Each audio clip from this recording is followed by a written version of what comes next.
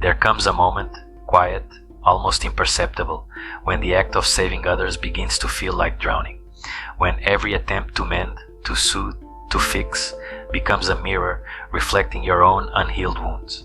You don't notice it at first. You tell yourself you're being kind, compassionate, understanding. You reach into the chaos of another's life, trying to pull them from the storm. But somewhere, beneath the surface of your good intentions, something starts to whisper. You are not saving them. You are avoiding yourself. Carl Jung once wrote, "The meeting with oneself is, at first, the meeting with one's own shadow. And that shadow, that unspoken part of you, hides behind every person you've tried to rescue, because fixing others is often the most elegant way to avoid our own darkness, to distract ourselves from the mirror that life is holding up. We all want to be seen as the light, but few are brave enough to stand in the dark. You see, every time you rush to repair someone's pain, you unconsciously declare that pain itself must be fixed, that brokenness is shameful, that chaos must be silenced. But in doing so, you silence your own chaos too. You bury the wild, imperfect parts of your being, the anger, the longing, the need for control, under the mask of the healer, the helper, the strong one. And yet, beneath that mask, your soul grows tired, because it knows the truth. You cannot heal through avoidance. You can only heal through intimacy, not with others, but with the shadow that lives within you. To stop fixing others is to begin facing yourself. It is to see, perhaps for the first time, that your desire to mend is not born from strength, but from fear. Fear of losing love, fear of being useless, fear of meeting the wounded child still waiting inside you. When you finally stop fixing, something remarkable happens. The silence that once felt unbearable becomes sacred. You begin to sense the faint pulse of your own being, raw, unfiltered, alive. And in that stillness you realize peace was never about control. It was about surrender. The awakening begins not when you heal another, but when you finally turn inward and whisper to your own shadow, "I see you." The moment you stop trying to fix others, the silence grows loud. You begin to feel everything you've spent years outrunning. The confusion, the ache, the strange emptiness that hides beneath compassion. It's unsettling, because for so long helping others gave your pain a purpose. Now, without it, the mirror turns toward you. You start to notice things you once denied, the subtle resentment in your kindness, the exhaustion behind your patience, the quiet grief that hums beneath your generosity. You realize how much of your love was a form of control, disguised, refined, acceptable. Jung wrote that people will do anything, no matter how absurd, to avoid facing their own souls. And fixing others is one of those absurdities.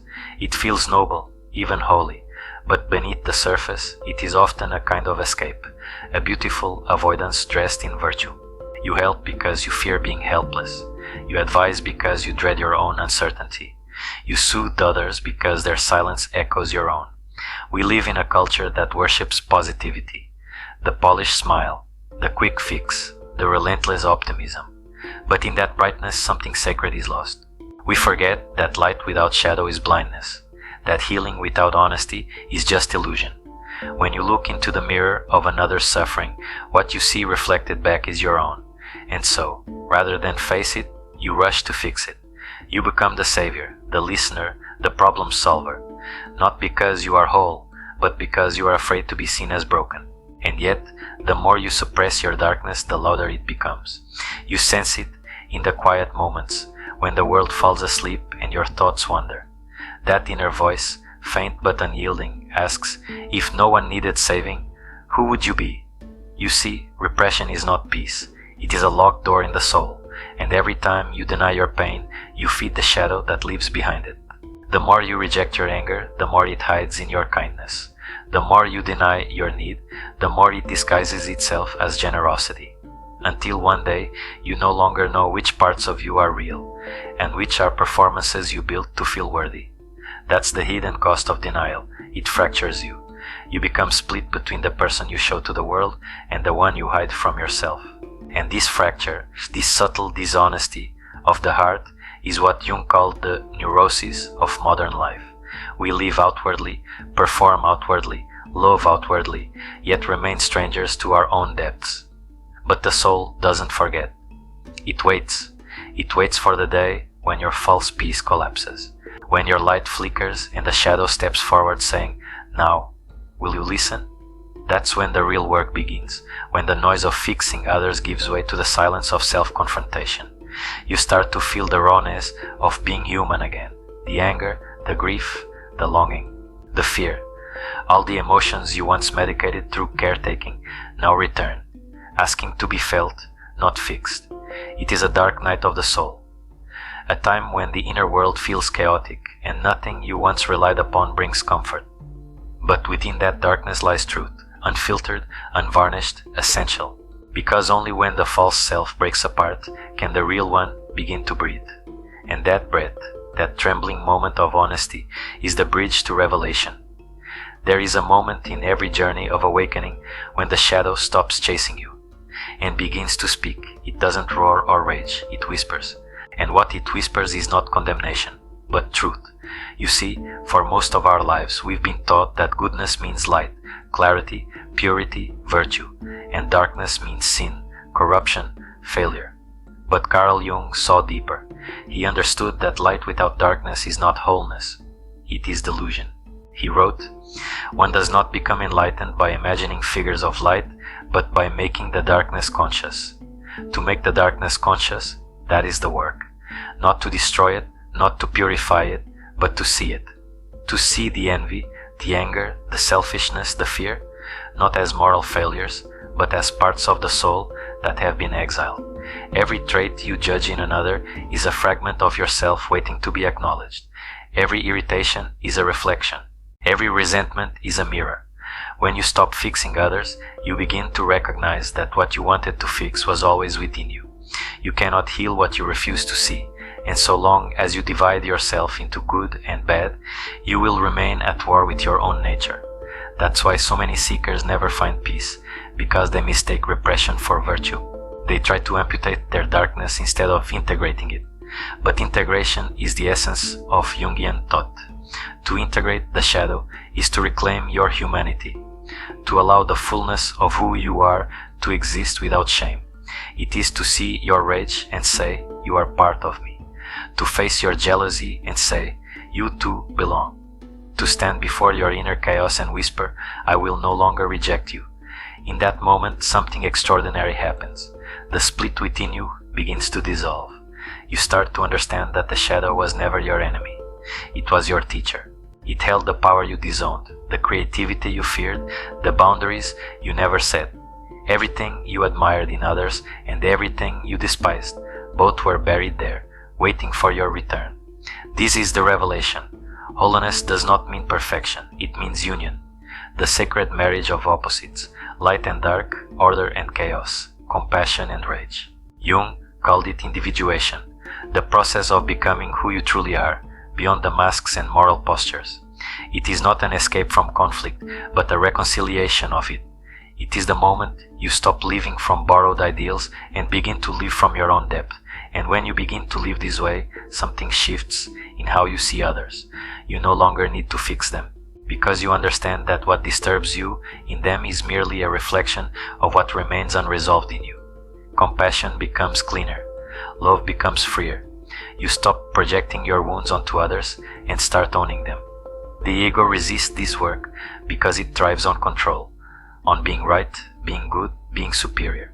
But the soul craves something far more authentic, to be whole, to hold paradox without collapsing into judgment, to be able to say, "I am both fragile and strong, I am both loving and cruel, I am both light and shadow." When you finally allow yourself to be that honest, a new kind of peace emerges, one that does not depend on control or approval. It's not the peace of perfection, but the peace of truth, the kind of stillness that comes when nothing inside you is exiled anymore. You realize that every time you tried to fix someone, what you truly longed for was this: to be seen, to be accepted, to be whole. And in seeing that, the compulsion dissolves. You no longer chase wholeness in others because you found it within yourself.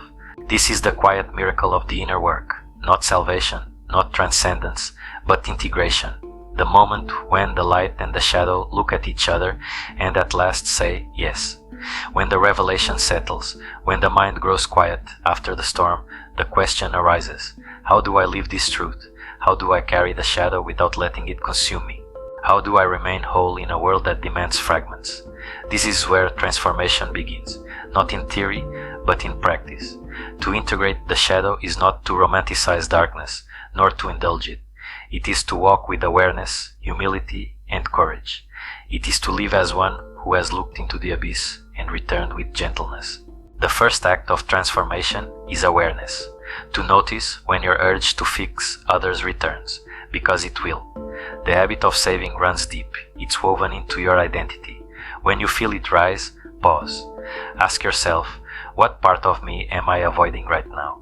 This question alone can turn a lifetime of projection into a moment of awakening. The second act is humility, to admit that you too are flawed, not as a confession of guilt, but as an act of liberation. The ego thrives on superiority. Humility dissolves it. It teaches you that being human is not a weakness to overcome, but a mystery to embrace. In humility, you stop performing goodness and start practicing authenticity. You no longer need to be the healer, the guide, the strong one. You allow yourself to simply be. The third act is courage, the courage to feel, to allow your anger to exist without acting it out, to sit with your grief without drowning in it, to witness your envy without shame. Courage is not the absence of fear. It is the willingness to face yourself despite it. It is the silent decision to stay with what is uncomfortable until it becomes familiar.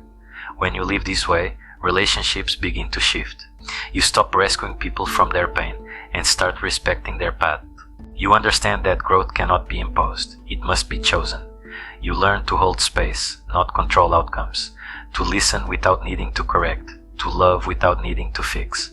Leadership transforms too.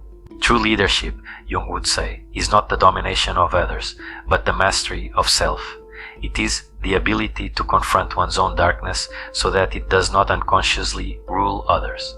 A leader who knows their shadow leads with compassion, not coercion. They do not seek to be followed, they seek to awaken. And in solitude, transformation deepens even more. Because solitude reveals what social noise conceals, your own presence.